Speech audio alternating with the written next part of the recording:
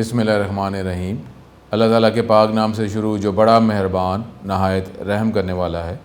अस्सलामुअलैकुम स्टूडेंट्स, मैं हूँ आपका teacher Mohammad Asim Nasar, second year ICS computer science के नेक्स्ट लेक्चर के साथ यूनिक ग्रुप ऑफ इंस्टीट्यूशन की तरफ से हाजिर हूँ। उम्मीद करता हूँ स्टूडेंट आप खैरियत से होंगे। अब देखें, जिस तरह ये भी कहा जाता है कि आप घर से बाहर जब जाएँ तो अपने जो वालिदैन हैं उनसे सलाम करके जाएं, खुदा हाफिज़ करके जाएं, उनसे दुआएं लेकर जाएं, और जब घर में दाखिल हों तो फिर भी माँ बाप को सलाम करें, उनसे दुआएं लें। अब क्योंकि हमारे घर के अंदर हमारे सबसे ज़्यादा जो हमारा ख्याल करने वाले हैं वो हमारे माँ बाप हैं, तो इस तरीके से जब दुनिया जहान का मालिक अल्लाह ताला है तो हमें भी हर वक्त जो है यही करना चाहिए कि अल्लाह का नाम जो है, अल्लाह की सोच, अल्लाह से, अल्लाह के करम से अगर कोई फीलिंग्स में डेफिनेटली अब नमाज का क्या कहा गया कि नमाज कायम की जाए, नमाज पढ़ी जाए, लेकिन उसके साथ जो है यानी तवज्जो से कि जब ऐसी नमाज़ पढ़ी जाए कि ऐसे लगे कि आप जो है अल्लाह ताला को देख रहे हैं, नहीं तो अल्लाह ताला आपको देख रहा है, और ये खुशू के लिए कहा गया। ठीक है, तो अब जो है इसी तरीके से जब हम अपना दिन ज़ाहिरन दिन अगर शुरू करें तो फिर भी क्या होना चाहिए कि अल्लाह ताला के नाम से ही हम शुरू करें, और ज़ाहिरन जो अगर दिन ख़त्म होता है तो फिर भी अल्लाह ताला के नाम पे ही हमें दिन जो है ज़ाहिरन ख़त्म करना चाहिए। तो अब जो है जिस तरह कहा जाता है कि दुनिया में सबसे ज़्यादा प्यार करने वाले जो हैं वो हमारे माँ बाप हैं, तो इस तरीके से अब दुनिया जहान में सबसे ज़्यादा जो हमारा ख्याल करने वाला है वो अल्लाह ताला है। तो इसलिए जो है अगर कोई भी बात, अगर कोई भी काम कर रहे हैं, जिस तरह अगर मैं लेक्चर दे रहा हूँ और आप लेक्चर सुन रहे हैं, तो जहन में क्या होना चाहिए? अल्लाह ताला। वैसे तो ये है कि ज़ाहिर है कि माँ बाप जो हैं वो अल्लाह की तरफ चलने का वो रास्ता भी है। सबसे पहले जो है हम माँ बाप की इज़्ज़त करेंगे, उनका ख्याल करेंगे, अपने टीचर्स की इज़्ज़त करेंगे, तो फिर इस तरीके से ग्रेजुअली आगे मूव किया जाता है। अल्लाह का करम अगर है किसी के पास, अल्लाह के करम से अगर हदायत पहुँच चुकी है, फिर तो सारे स्टेप्स स्टार्ट में ही हो सकते हैं। ये नहीं है कि जी माँ बाप की पहले इज़्ज़त की जाएगी, फिर टीचरों की इज़्ज़त की जाएगी, फिर इस तरीके से हम ग्रेजुअल मूव करेंगे। अल्लाह ताला का अगर करम हो तो स्टार्ट से ही ऐसा हो सकता है कि सारों का ही आप ख्याल कर रहे हैं। तो अब जो है जो भी हमारा अमल जो है उसमें तवज्जो किस पे? अल्लाह ताला पे ही होनी चाहिए। अल्लाह ताला की तरफ ही हमें वापस लौटना है। ठीक है, और ये मुसलमान के हवाले से ये हमारा ईमान भी है, और फिर हमेशगी की ज़िंदगी है। तो जो हमेशगी की ज़िंदगी है तवज्जो तो फिर उधर ही करनी चाहिए ना। तो अल्लाह ये हमें नमाज़ पढ़ें, कुरान पाक पढ़ें, और सारी दुनिया जहान के जानदारों के लिए दुआ करें। कंजूसी में दुआ ना करें, हर एक के लिए दुआ करें कि ये जो अल्लाह ताला जो है वही कबूल करने वाला है। तो अल्लाह ताला के ख़जाने में बिल्कुल भी ज़रा सी भी कोई कमी नहीं है, कभी ख़जाना कम ना हुआ है ना होगा। तो इसलिए जो है उसमें परेशान होने की ज़रूरत है, हर एक के लिए दुआ करें। तो हम टॉपिक जो है वो टॉपिक हमने चैप्टर नंबर 3 में फ़िज़िकल डेटाबेस डिज़ाइन और components of physical database design का टॉपिक हमने स्टार्ट किया हुआ है, और उसी के अंदर एक टॉपिक जो है डाटा डिस्ट्रीब्यूशन स्ट्रेटजी वो हमने स्टार्ट किया हुआ है। ये भी एक लॉन्ग क्वेश्चन हो सकता है क्योंकि इसके अंदर 4 हेडिंग्स हैं। तो आप अपना ये टॉपिक जो है डाटा डिस्ट्रीब्यूशन स्ट्रेटजीज़, और वो कौन कौन से फॉर्मूले मेथड्स हो सकते हैं डाटा को डिस्ट्रीब्यूट करने के, वो इस लेक्चर में हम उसको पढ़ते हैं। तो अपना लेक्चर कंटिन्यू करते हैं। स्टूडेंट, ये टॉपिक जो हमने component of physical database design शुरू किया हुआ है, और उसमें डाटा डिस्ट्रीब्यूशन स्ट्रेटजी का टॉपिक हम कंटिन्यू कर रहे हैं। हमने जो प्रीवियस लेक्चर से ये टॉपिक स्टार्ट किया था कि अब जो है ये डिस्ट्रीब्यूटेड कंप्यूटिंग एनवायरनमेंट है, नेटवर्क्स है, जिसमें मेजर ये नहीं कि डाटा हमने स्टोर करना, बल्कि ये भी सोचना होता है कि डाटा स्टोर किधर किया जाए, क्योंकि लोकेशन एक नहीं है, एक से ज़्यादा फिज़िकल लोकेशंस हैं, और उसमें ये भी देखना है कि एफिशिएंसी इफेक्ट ना हो। ये ना हो कि अगर एक किसी जगह से डाटा को एक्सेस किया जा रहा है तो रिस्पॉन्स फास्ट है, किसी और जगह से डाटा एक्सेस किया जाएगा तो रिस्पॉन्स थोड़ा स्लो हो जाएगा। तो यूज़र तो स्लो रिस्पॉन्स जो है वो तो रिक्वायर नहीं करते। तो अब उसके लिए हम क्या मेथड, क्या स्ट्रेटजी अप्लाई करेंगे ताकि यूज़र का रिस्पॉन्स जो है वो इफेक्ट ना हो। तो इस टॉपिक का ताल्लुक इस डाटा डिस्ट्रीब्यूशन स्ट्रेटजी के साथ होता है। अब for this organisation significant problem in physical database design कि ये डिसाइड करना कि किस साइट पे, किस लोकेशन पे फ़िज़िकली डाटा को स्टोर किया जाएगा, कहाँ पर डाटा एग्जिस्ट करता होगा। तो अब ये डिफरेंट जो डाटा डिस्ट्रीब्यूशन स्ट्रेटजीज़ हो सकती हैं वो ये 4 हैं। सेंट्रलाइज अब अगर हमारे पास डिस्ट्रीब्यूटेड एनवायरनमेंट भी है तो आप किसी भी तरह का डाटा, बल्क में डाटा, जो डिफरेंट यूज़र डाटा एक्सेस कर रहे हैं, सारा डाटा एक ही जगह पर उसको स्टोर कर दिया जाए। All data are located at a single site. ये आसान तो है कि जी डाटा एक ही जगह पे, एक अगर फिज़िकली दूर किसी एरिया से डाटा को एक्सेस किया जा रहा है तो डाटा एक सेंट्रल, एक ही लोकेशन पे डाटा को स्टोर किया जा रहा है, होल्ड किया जा रहा है data. It is fairly easy to have, but it has at least 3 disadvantages. 3 disadvantages हो सकते हैं if we apply the centralised data distribution strategies. अब इसके अंदर जो है, ये अगर सपोज रेक्टेंगल से अगर बॉक्स से हैं, ये 2 बने हुए, ये तीसरा भी, ये 3 पॉइंट ही है, एक बॉक्स यहाँ पे भी आप ड्रॉ कर लें। Data are not readily accessible at remote sites. अगर दूर वाले एरिया से एक्सेस करेंगे जहाँ पे डाटा आप स्टोर कर रहे हैं उससे ज़रा ज़्यादा दूर है तो रिस्पॉन्स इफेक्ट हो सकता है। करीब से अगर फिज़िकली आप उसको एक्सेस करेंगे तो रिस्पॉन्स बेटर होगा। ज़ाहिर है दूर और करीब से फ़िज़िकल जो लोकेशंस, डिस्टेंस में फ़र्क है, इससे एक्सेस में फ़र्क तो पड़ता है ना। डाटा कम्युनिकेशन कॉस्ट में भी हाई, क्योंकि अब आप जो दूर किसी जगह से फ़िज़िकल अगर लोकेशन की हम बात करते हैं, अगर डाटा कहीं दूर अब उसको स्टोर किया जा रहा है, उसको मैनेज अपडेट किया जा रहा है, तो अब डाटा कम्युनिकेशन कॉस्ट तो बढ़ जाएगी, क्योंकि डाटा जो है ज़्यादा दूर जो है उसको स्टोर किया जा रहा है, दूर से एक्सेस किया जा रहा है। जो भी नोड जो है या साइड जो है या सर्वर जो है ज़्यादा दूर पड़ा हुआ है, तो उसके वाले से अगर करीब से डाटा एक्सेस करते हैं तो कम्युनिकेशन कॉस्ट डेफिनेटली कम होगी। दूर से एक्सेस किया जाता है कम्युनिकेशन कॉस्ट ज़्यादा होगी। उसके बाद एक ही जगह पे जब डाटा स्टोर किया हुआ है तो database system fails totally when the central system fails.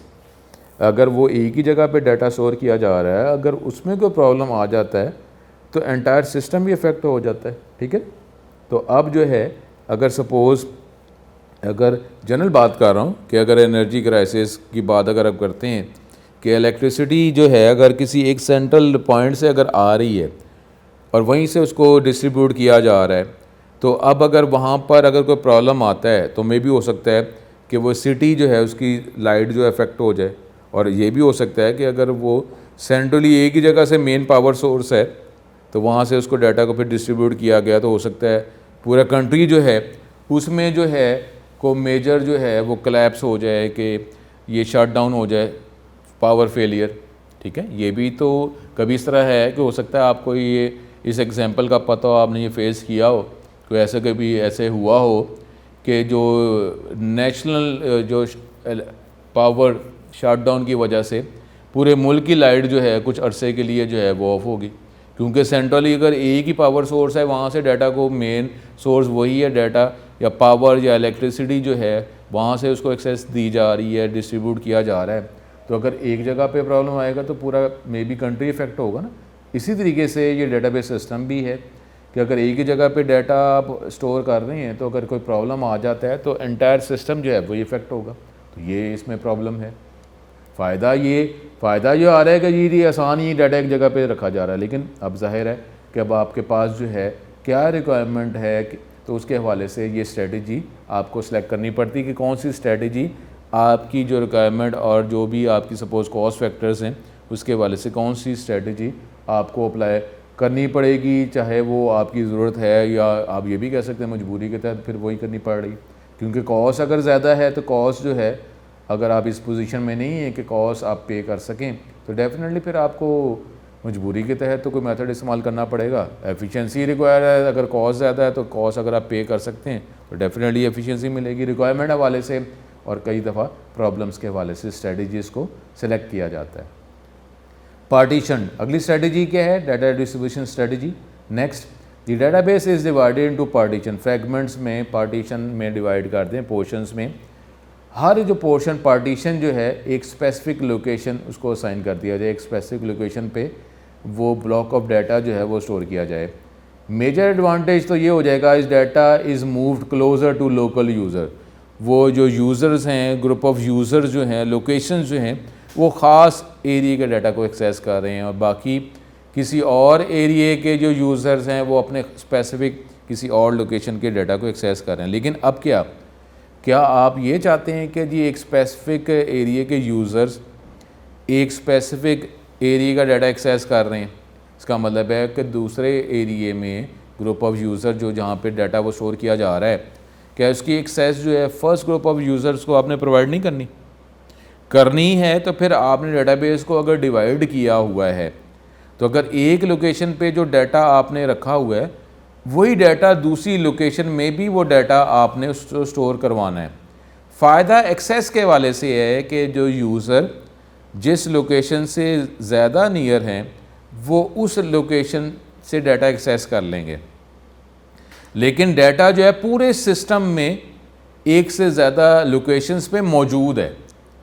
सिर्फ एक्सेस करने का फ़ायदा होगा कि जो नियरेस्ट पॉइंट है वहाँ से डाटा आपको प्रोवाइड कर दिया जाएगा, लेकिन अगर आप कहीं और जगह पे जाते हैं तो उसका जो स्टोरेज पॉइंट वो पहले वाला नहीं है, तो आपको अपने नियरेस्ट पॉइंट से डाटा गेट कर ली जाएगा लेकिन पूरे सिस्टम में जो भी पॉइंट्स हैं उसमें सारा डाटा एग्जिस्ट करता है। ठीक है, तो ये वो कह रहा है कि major advantage of is this that data is moved closer to local user. जो भी यूज़र्स हैं उसके करीबी नियरेस्ट पॉइंट है वहाँ से डाटा को एक्सेस दी जा रही है, and so is more accessible. ठीक है, तो ये एक्सेसिबल तो हमारे पास इसका हो गया कि जो नियरेस्ट पॉइंट है वहाँ से डाटा एक्सेस किया जा रहा है। अब ये मुख्तलिफ है कि क्या आपने ख़ास यूज़र की एक्सेस एक लोकेशन पे ही देनी है, इसका मतलब है किसी और जगह से वो डाटा एक्सेस नहीं किया जा सकेगा। तो ये अगर आप ये चाहते हैं कि एक ख़ास जो लोकेशंस हैं, डिफरेंट जो लोकेशंस हैं, डिफरेंट एरियाज़, वो उसका डाटा एक ख़ास लोकेशन पड़ा है, वो डाटा वो यूज़र उसी डाटा को एक्सेस करते हैं बस, और उसी एरिया में ही वो डाटा रिक्वायर है। तो उसका आप स्पेसिफिक एरिया में उसी जो लोकेशंस हैं, जो ग्रुप ऑफ यूज़र जो हैं, उनको एक्सेस उस लोकेशन की दे देंगे। कहीं और से तो डाटा का एक्सेस नहीं ना किया जाता, और कोई और ग्रुप ऑफ यूज़र्स हैं कोई ज़रा दूर कहीं एग्जिस्ट करते हैं, वो उसके नियरेस्ट पॉइंट से उनको एक्सेस कर दे दीजिए। इसका मतलब है कि जो डिफरेंट जो अगर दो ग्रुप ऑफ यूज़र्स हैं वो अपने ख़ास एरिए में से ही डाटा को एक्सेस कर रहे होते हैं, तो पूरे सिस्टम में डाटा को डुप्लीकेट करने की ज़रूरत नहीं है, बस एक ख़ास एरिए में ही डाटा आपको मिलेगा। किसी और अगर ये लोकेशन में चले जाते हैं तो आपको डाटा नहीं मिलेगा, तो फिर तो बेटर है कि ठीक है पार्टीशन कर दें। एक जो स्पेसिफिक ग्रुप ऑफ यूज़र जो है स्पेसिफिक डाटा गेट कर रहे हैं उसकी एक्सेस ख़ास एरिया में दे दी जाए, और जो दूसरे कोई और ग्रुप ऑफ यूज़र हैं उनकी एक्सेस किसी और लोकेशन के साथ दे दी जाए। तो क्योंकि यूज़र जो है नॉर्मली वो ट्रैवल नहीं करते, अपने लोकेशंस में ही मौजूद हैं, तो दूसरे लोकेशंस में उस डाटा की एक्सेस की ज़रूरत नहीं है, तो फिर तो हम ये पार्टीशन डाटा डिस्ट्रीब्यूशन स्ट्रेटजी ही बेहतर है। अगला जो है उसमें रेप्लिकेटेड रिपीट हो रहा है, यानी अब डाटाबेस की जो कॉपी जो है वो एक से ज़्यादा जगहों पर जो है वो आप प्रोवाइड कर रहे हैं। अब क्योंकि ये वो ऐसे यूज़र्स हैं कि जो एक से ज़्यादा जगहों पर ट्रैवलिंग भी है, तो वो डाटा एक्सेस करते हैं, उनको नियरेस्ट पॉइंट से डाटा मिल रहा है, लेकिन ये नहीं है वो यूज़र जो हैं वो ट्रैवलिंग फैक्टर के हवाले से एक ज़्यादा जगहों पे ट्रैवल करते रहते हैं। तो अब वो पूरे सिस्टम में डाटा जो है वो डुप्लीकेट स्टोर किया जा रहा है, यानी ये नहीं है कि एक लोकेशन में जो डाटा मौजूद है वो किसी और लोकेशन में वो डाटा मौजूद नहीं, उधर भी मौजूद है। बस सिर्फ ये फ़ायदा ये है कि जब एक्सेस करना होगा तो नियरेस्ट पॉइंट से डाटा की एक्सेस दे दी जाएगी, लेकिन डाटा पूरे सिस्टम में एक से ज़्यादा जगहों में पड़ा हुआ है। तो जब आप एक जगह से डाटा को अपडेट करेंगे, कोई चेंज करेंगे, तो उसका इफेक्ट जो है सिर्फ एक लोकेशन में पोर्ट्रे नहीं करना, बल्कि उसका इफेक्ट जहाँ जहाँ भी पॉइंट्स हैं सारी जगह डाटा को अपडेट किया जाएगा। तो ये है हमारे पास रेप्लिकेट। फ़ायदा सिर्फ ये है कि डाटा को जब एक्सेस करना होगा रिस्पॉन्स फास्ट मिल जाएगा, डाटा कहीं से भी एक्सेस कर लिया जाए। Full copy of database is assigned to more than one site, this approach maximizes local access. ठीक हो गया, ये तो हो गया, रिस्पॉन्स फास्ट मिल गया कि यूज़र जब एक्सेस करेगा तो नियरेस्ट पॉइंट से डाटा मिल जाएगा, लेकिन डाटा जो है पूरे सिस्टम में कहीं से भी गेट किया जा सकता है, क्योंकि जो हमारे पास कनेक्शन पॉइंट्स एक से ज़्यादा हैं और सारा डाटा सारे कनेक्शन पॉइंट्स में मौजूद है। But creates update problem. Update problem का मतलब है जब एक जगह पे डाटा को चेंज किया जाएगा तो एक लोकेशन पे उसकी चेंजेस जो है वो अपडेट नहीं होंगी, बल्कि जहाँ जहाँ पॉइंट्स हैं जहाँ पे डाटा को स्टोर किया जा रहा है हर जगह पर ये डाटा को अपडेट करना है। Since each database change must be reliably process, उसको प्रोसेस भी करना है और synchronise at all of the side, जहाँ जहाँ भी पॉइंट्स हैं हर जगह पे डाटा एग्जैक्टली उसी फॉर्म में हर जगह डाटा को अपडेट करना है, ठीक है। तो ये इसमें प्रॉब्लम है, ये पार्टीशन और रेप्लिकेटेड में ये थोड़ा सा डिफरेंस। पार्टीशन में क्या हो गया, डाटा जो है मुख्तलिफ जगहों पे सेपरेटली मौजूद पड़ा हुआ है, और रेप्लिकेटेड का मतलब है डिफरेंट लोकेशन पे सेम डाटा पड़ा हुआ है। हाइब्रिड, ये जो आपने फर्स्ट ईयर में भी नेटवर्क्स के अंदर भी टॉपिक पढ़ा था, जो डिफरेंट टेक्नोलॉजीज़ का मेथड्स का मिक्सचर होता है हाइब्रिड। अब हाइब्रिड जो डाटा डिस्ट्रीब्यूशन स्ट्रेटजी में क्या होगा कि डाटाबेस को आप पार्टीशन कर दें क्रिटिकल और नॉन क्रिटिकल में, इंपॉर्टेंट और जो इंपॉर्टेंट इतने नहीं है ज़्यादा, वो डिफरेंट उसको ग्रुप्स में फ्रेगमेंट्स में डिवाइड कर लें। नॉन क्रिटिकल जो फ्रेगमेंट्स हैं उसको तो एक ही जगह पर एक ही साइट पे आप स्टोर कर लें। नॉन क्रिटिकल हैं, कभी कभी अगर सपोज हमें ज़रूरत पड़ती है, इतना इंपॉर्टेंट डाटा नहीं है तो उसको एक ही जगह पे आप उसको स्टोर कर लें। लेकिन जो क्रिटिकल जो मेन जो फ्रेगमेंट्स हैं उनको एक से ज़्यादा जगहों पर स्टोर करें और डेफिनेटली अपडेट भी करें। तो ये हमारे पास ये जो आप कह रहे हैं कि ये पार्टीशन रेप्लिकेटेड, ये इसका एक किस्म का हमारे पास मिक्सचर हो गया कि जिसमें दो ग्रुप्स बना दिए डाटा के, क्रिटिकल और नॉन क्रिटिकल। जो नॉन क्रिटिकल हैं वो एक ही जगह पे एक ही साइट पे उसको स्टोर कर दें, और जो क्रिटिकल हैं उनको आप मल्टीपल साइट्स पे लोकेशन पे स्टोर कर लें। यूज़र जो नियरेस्ट पॉइंट जो भी होगा उससे डाटा एक्सेस कर लेगा, और जो इम्पोर्टेंट नहीं है तो उसको एक ही जगह पे रखें, क्योंकि वो तो रेयरली कभी हमें ज़रूरत पड़ती है। तो ये हमारे पास डाटा डिस्ट्रीब्यूशन स्ट्रेटजी का हमने लॉन्ग क्वेश्चन के अंदर ही ये टॉपिक देखा, ठीक है। आगे जो है अब फाइल ऑर्गेनाइजेशन या ऑर्गेनाइजेशन पॉइंट ऑफ व्यू से जो फाइल की टाइप जो थी हमने जो पढ़ी थी पहले, अब ये शॉर्ट क्वेश्चन भी है लेकिन अभी लॉन्ग क्वेश्चन हमारा अभी components of physical database design ये कंटिन्यू है। अब उसमें फाइल ऑर्गेनाइजेशन, अब ये शॉर्ट क्वेश्चन भी है, a technique for physically arranging the records of a file on secondary storage device. अब हमारे पास क्या एक मेथड है कि रिकॉर्ड्स फाइल में कैसे स्टोर किया जाएगा, और वो फाइल जो है सेकेंडरी स्टोरेज डिवाइस में स्टोर है, तो रिकॉर्ड्स को फिज़िकली कैसे स्टोर किया जाएगा ऑर्गेनाइजेशन पॉइंट ऑफ व्यू से, फाइल की टाइप्स, ठीक है, जो हमने देखी थी स्टोरेज पॉइंट ऑफ व्यू से, ठीक है।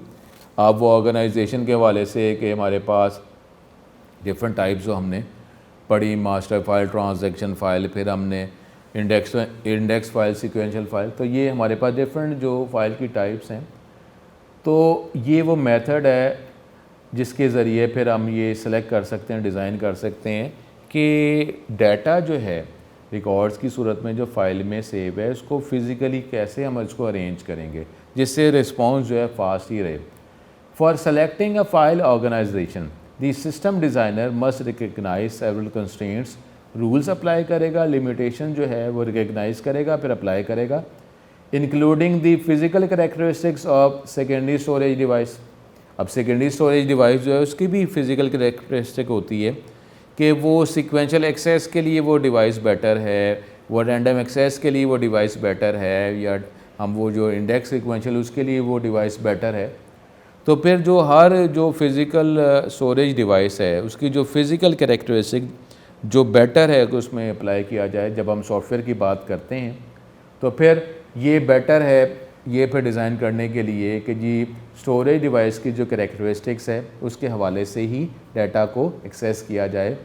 अवेलेबल ऑपरेटिंग सिस्टम के जो कैरेक्टरिस्टिक्स हैं उसको अगर जहन में रख कर डाटा अगर हम स्टोर करते हैं तो फिर उसका फ़ायदा क्या होगा कि हमें फ़ास्ट रिस्पॉन्स भी मिलेगा, क्योंकि जो ऑपरेटिंग सिस्टम की कैरेक्टरिस्टिक्स हैं उसके अकॉर्डिंगली काम करेंगे तो ज़ाहिर है ऑपरेटिंग सिस्टम वो जो फीचर्स प्रोवाइड कर ही रहे तो रिस्पॉन्स फास्ट होगा। और फाइल मैनेजमेंट सॉफ्टवेयर जो है उसके हवाले से अगर हम डिज़ाइन करेंगे, user needs for storing and accessing data, ये यूज़र की क्या रिक्वायरमेंट है, क्या ज़रूरत है डाटा को स्टोर करने के लिए, एक्सेस करने के लिए। तो ये सारी बातें जब हम जहन में रखेंगे तो फिर हम बेटर जो है फ़िज़िकल डाटाबेस डिज़ाइन बना सकते हैं। अब ये फॉलोइंग क्राइटेरिया है जब आप फाइल ऑर्गेनाइजेशन का जो मेथड अप्लाई करना चाहते हैं, sequential, direct access, index sequential, तो इन बातों को अगर आप जहन में रखते हैं तो बेटर आप ऑर्गेनाइजेशन मेथड सेलेक्ट डिज़ाइन के हवाले से कर सकते हैं कि जी हाई थ्रूपुट हमें चाहिए डाटा को जब प्रोसेस करना है, एफिशिएंट यूज़ के आप बेटर से बेटर जो स्टोरेज जो डिवाइस है उसको एफिशिएंटली यूज़ करना चाह रहे हैं जिसकी करैक्टरिस्टिक डिफरेंट है। टेप डिवाइस जो है, जो आप रील के तौर पर बात करते हैं, तो वो बेटर है कि उसमें सीक्वेंशियल मेथड इस्तेमाल किया जाए सॉफ्टवेयर के हवाले से। हार्ड डिस्क USB की बात करते हैं तो वो उसकी करैक्टरिस्टिक डायरेक्ट एक्सेस करने के लिए, तो उसमें डायरेक्ट एक्सेस मेथड अप्लाई किया जाए, बेटर है। प्रोटेक्शन फ्रॉम फेलियर और डाटा लॉस, कि हम डाटा का लॉस हो जाए तो रिकवरी जो है वो रिक्वायर है। डाटा अगर लॉस होता है तो रिकवर करके यूज़र को प्रोवाइड करना है, कि डाटा का लॉस होता है ठीक है कोई बात नहीं। रीऑर्गेनाइजेशन, के एक दफ़ा जो आपने डिज़ाइन कर लिया है वो दोबारा उसको चेंज करने के पावर फीचर्स प्रोवाइड करने हैं, क्या सिस्टम के अंदर ये फ्लेक्सिबिलिटी आप शामिल करना चाह रहे हैं कि उसको ऑर्गेनाइज किया जा सके, स्ट्रक्चर में चेंज किया जा सके। अकोमोडेटिंग ग्रोथ, क्या आप ये चाहते हैं कि जो फ्यूचर में रिक्वायरमेंट बदल सकती है, तो वो रिक्वायरमेंट जो है वो भी आप सॉफ्टवेयर के जो है इतना कैपेबल हो कि ना सिर्फ वो प्रेजेंट बल्कि फ़्यूचर की रिक्वायरमेंट भी वो पूरी कर रहा हो। तो आप ये चाहते हैं तो उसके लिए फिर आप ये बातें ज़हन में रख कर फिर बेटर ऑर्गेनाइजेशन मेथड सेलेक्ट कर सकते हैं। फिर क्या आप डाटा सिक्योरिटी प्रोवाइड करना, डाटा सिक्योर रहे, सिर्फ ऑथराइज यूज़र ही एक्सेस कर सकें, क्या आपकी ये रिक्वायरमेंट है, ये आप चाहते हैं। तो उसके लिए आप ये बातें अगर मौजूद हैं तो फिर ये सारी बातों को ज़हन में रख कर बेटर ऑर्गेनाइजेशन मेथड जो है वो फाइल ऑर्गेनाइजेशन मेथड सेलेक्ट कर सकते हैं। फिर इंडेक्स जो है ये भी फ़िज़िकल डेटाबेस डिज़ाइन के लिए ज़रूरी है कि डेफिनेटली जो फास्ट रिस्पॉन्स चाहिए तो फिर इंडेक्सिंग भी प्रॉपर होनी चाहिए कि किस कॉलम की बेस पर जो है अगर आप डाटा को एक्सेस करते हैं तो रिस्पॉन्स हमारा बेटर होगा, फास्ट होगा। तो ये भी इंडेक्सिंग, क्योंकि बुक के आखिर में भी टेबल ऑफ कंटेंट्स हैं, इंडेक्स है जिससे हम अपने टॉपिक तक जल्दी पहुंच सकते हैं। तो यहाँ पे भी ये रिकॉर्ड तक हम जल्दी पहुंच सकते हैं अगर बेटर जो है वो इंडेक्सिंग का टॉपिक अप्लाई करते हैं। Index is a table that is used to determine the location of rows, they may be created. ये इंडेक्सिंग जो है, अब आप प्राइमरी की जो मेन कॉलम है उसकी बुनियाद पर भी इंडेक्सिंग कर सकते हैं, सेकेंडरी की बुनियाद पर भी। फ़ौरन ये आप पे डिपेंड करता है कि डिज़ाइनिंग के अंदर क्या आप एक्सेस करना चाह रहे हैं आप रिकॉर्ड्स को। तो बेटर एक्सेस आपको किस कॉलम, किस करैक्टरिस्टिक की बुनियाद पर मिल सकती है, तो उसके हवाले से आप इंडेक्सिंग करेंगे। इंटेग्रिटी कंस्ट्रेंट, डाटाबेस इंटेग्रिटी, इसका मतलब क्या है कि डाटा में कंसिस्टेंसी हो, डाटा को जब चेंज करते हैं तो हमारे पास एक्यूरेट डाटा ही हमें मिले। अब उसके लिए है कि प्रॉपर एक्यूरेट डाटा ही सिस्टम में स्टोर किया जाए। It is another form of database protection. While it is related to security and precision, it has some broader implication effects. Security का मतलब है कि डाटा जो है ऑथराइज पर्सन जो है वही एक्सेस कर सकें, अनऑथराइज पर्सन एक्सेस ना कर सकें। और इंटेग्रिटी जो है वो डाटा इंटेग्रिटी का मतलब है डाटा सही है, कंसिस्टेंट है। वो कैसे हम इंटेग्रिटी हम मेंटेन कर सकते हैं, उसका ताल्लुक है क्वालिटी ऑफ डाटा। और इंटेग्रिटी कैसे हम एक्सप्रेस कर सकते हैं, अप्लाई कर सकते हैं, बाय अप्लाइंग डिफरेंट रूल्स, कि हम डिफरेंट रूल्स अप्लाई करेंगे। जिस तरह अगर हम टेस्ट की बात करते हैं, टेस्ट में हमने कहा क्लास टेस्ट जो है अगर 20 मार्क्स का है तो आपने इंटेग्रिटी रूल अप्लाई कर दिया, जो सॉफ्टवेयर के हवाले से हम अप्लाई कर सकते हैं कि मार्क्स जो हैं वो 0 से 20 ही हो सकें। अब आपने ये रूल अगर अप्लाई कर दिया, जो हमने डिज़ाइन फ़िज़िकल डेटाबेस डिज़ाइन करते हुए ये आपने ये डिज़ाइन किया था, और जब हम टूल के तौर पर इसको अप्लाई करेंगे तो हमारा सॉफ्टवेयर जो है ये रूल अप्लाई कर रहा है कि सिर्फ वैलिड मार्क्स ही एंटर किए जा सकते हैं, 0 से 20 मार्क्स ही एंटर हो सकते हैं। तो जब आपने ये डिज़ाइन किया और ये चेक अप्लाई कर दिया सॉफ्टवेयर में, तो अब 0 से 20 तक ही मार्क्स एंटर हो सकते हैं। अब 0 से 20 मार्क्स अब एंटर होंगे तो अब ये वैलिड ही हैं। अब जब वैलिड मार्क्स एंटर कर रहे हैं तो वैलिड मार्क्स पर ही जब प्रोसेसिंग की जाएगी तो आउटपुट जो होगी वो क्या होगी, वो भी वैलिड ही होगी। तो अब ये क्योंकि हमने ये रूल अप्लाई किया है, इनवैलिड डाटा जो है वो यूज़र अगर कोई एंटर करेगा भी तो उसको सिस्टम का पार्ट नहीं बनाया जाएगा, क्योंकि आपने डिफरेंट रूल्स अप्लाई किए हैं वो, ठीक है। तो ये हमारे पास जो है ये इंटेग्रिटी रूल्स जो है हम पहले डिज़ाइन करेंगे, उसके बाद इसको अप्लाई करेंगे। Integrity is usually express in terms of certain constraints rules which are the consistency. ये लिमिटेशंस आपने लगा दी हैं, लिमिटेशन की बेस पर आप जब लिमिटेशन लगाएंगे तो इंटेग्रिटी जो है वो आपको मिल जाएगी। Which are the consistency rules, ये rules and that the database is not permitted to violate. अब डेटाबेस अगर कोई हम रूल अप्लाई कर देते हैं, एज ए सॉफ्टवेयर पहले डिज़ाइन किया और जब सॉफ्टवेयर में इसको रूल को अप्लाई करते हैं तो ये डेटाबेस जो है ये अब ये रूल को वायलेट नहीं करने देगी। यूज़र वैलिड डाटा इनपुट करेगा तो वही फिर सिस्टम में स्टोर होगा, अदरवाइज़ जो है सिस्टम का पार्ट वो डाटा इनवैलिड डाटा नहीं बनेगा। तो इस तरीके से हम जो है ये डेटाबेस की इंटेग्रिटी जो है वो हम हासिल कर सकते हैं by applying different rules. Security तो ये है कि अनऑथराइज्ड एक्सेस जो है वो हम अप्लाई जब कर दी हमने, तो अनऑथराइज्ड एक्सेस मिलेगी नहीं, अनऑथराइज्ड यूज़र डाटा एक्सेस ही नहीं कर सकते। जिस तरीके से अगर आप ईमेल की भी बात करते हैं तो आपको वही डाटा मिलता है जो आपके एक्सेस में होता है, आप किसी और का डाटा एक्सेस नहीं कर सकते, क्योंकि डिफरेंट जो है ये एक्सेसिबिलिटी जो राइट्स जो हैं रूल्स अप्लाई किए जाते हैं, डिफरेंट वैलिडेशन चेक अप्लाई किए जाते हैं। ये सारी चीज़ें जो हैं फिज़िकल डेटाबेस डिज़ाइन के अंदर ये सारी चीज़ें ज़रूरी होती हैं। तो आप जब डेटाबेस को फिज़िकली आप डिज़ाइन करते हैं, ये सारी चीज़ें जब आप डिज़ाइन कर लेते हैं, उसके बाद जो है फिर आप डिफरेंट टूल की मदद से, सॉफ्टवेयर की मदद से ये सारी चीज़ें जो आपने डिज़ाइन की हुई हैं इसको इम्प्लीमेंट करते हैं। जब इम्प्लीमेंट करेंगे, आपने रूल्स पहले डिज़ाइन किए हैं, जब उसको अप्लाई कर देंगे तो ये सारी चीज़ें जो आप डिज़ाइनिंग में आपने स्पेसिफाई की थी, तो इसके हवाले से मेन क्या होगा कि डेटाबेस को यूज़ करते हुए यूज़र को रिस्पॉन्स जो है वो फास्ट एफिशिएंट ही मिलेगा, डेटाबेस इंटेग्रिटी भी मेंटेन रहेगी। तो ये हमारे पास था आज का ये टॉपिक। जो हमने आज के टॉपिक में डाटा डिस्ट्रीब्यूशन स्ट्रेटजी ये भी हमने कंप्लीट किया, और साथ ही हमारा जो लेक्चर जो टॉपिक चल रहा था components of physical database design, ये भी हमारा कंप्लीट हो गया। तो ये दो टॉपिक टेक्स्ट बुक के हवाले से हमारे कंप्लीट हो गए। अब ये जो टॉपिक है components of physical database design, इसको अब आपके पे डिपेंड करता है, आपको दोनों तरीके से तैयारी करवाई जा रही है, टेक्स्ट बुक के हवाले से भी और यूनिक नोट्स के हवाले से भी। अब आपको जो बेटर लगता है वो आप कर लें। यूनिक नोट्स जो हैं उसमें ज़्यादा अपडेट नॉलेज होता है ताकि हर तरह के स्टूडेंट जो हैं उनको नॉलेज मिल जाए। तो यहाँ पर तो मार्किंग जो है वो भी मैं टेक्स्ट बुक के हवाले से भी करवा देता हूँ, और फिर जो है नोट्स में से भी आपको बता देता हूँ कि नोट्स अगर कोई स्टूडेंट कहते हैं कि इसके अंदर कोई मटेरियल ज़्यादा है तो उसमें आपको रिक्वायर्ड बता देता हूँ मिनिमम के इतना आप कर दें तो आपके लिए इनफ होगा। बाकी जो है इफ़ेक्ट्स के लिए होता है, ताकि आपका अगर इफ़ेक्ट जो है पेपर चेकर पे अगर ज़्यादा होता है तो डेफिनेटली वो इसका आपको फ़ायदा ही होता है। तो ये यूनिक नोट्स जो हैं हर तरह के स्टूडेंट के ज़हन में रखते हुए ये नोट्स बनाए गए हैं। तो अब ये यहाँ पे ये आज का लेक्चर ख़त्म होता है, और ये components of physical database design ये यूनिक नोट्स के हवाले से नेक्स्ट लेक्चर में इसको स्टार्ट करेंगे। अपना बहुत ज़्यादा ख्याल रखें। अगले लेक्चर में दोबारा मुलाकात होती है। अस्सलाम वालेकुम।